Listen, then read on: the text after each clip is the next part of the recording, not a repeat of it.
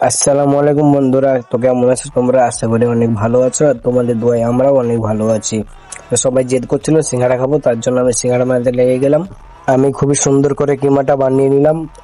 আমার আটা সানা হয়ে গেছে, এবার আমি বেলতে লাগলাম। তো ভিডিওটা একটু তাড়াতাড়ি করে দিলাম যেন তোমাদের দেখতে সুবিধা হয়। আর সবাই আমাকে বলছে তাড়াতাড়ি কর, আমাদের অনেক খিদে পেয়ে গেছে, সারাদিন বসে আছি। আর বসে থাকার কারণটা হচ্ছে যে আজকে রবিবার, তার জন্য আমাদের কেউ কাজে যায়নি, আর কিংবা কাজ হয় না রবিবারে, তার জন্য আমরা এই ডিসিশনটা নিয়েছি। তো আরেকবার দেখে নাও আমাদের জিনিসগুলো কি কি লাগছে এখানে।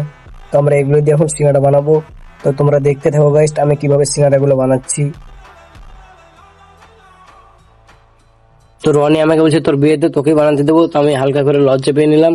লজ্জা পাওয়ার কারণ হচ্ছে কি, আমার বিয়েতে তো অনেক মানুষই থাকবে, তো আমি তো করবো না, অনেক মানুষই করবে।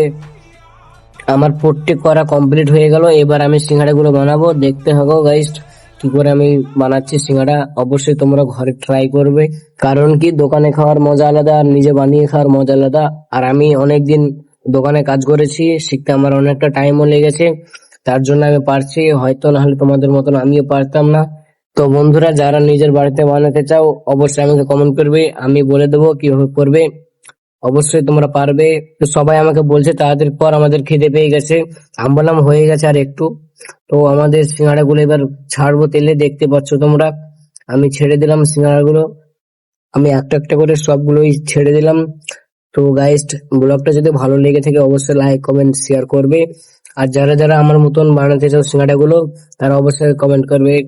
বাই গাইস, ভালো থাকো তোমরা।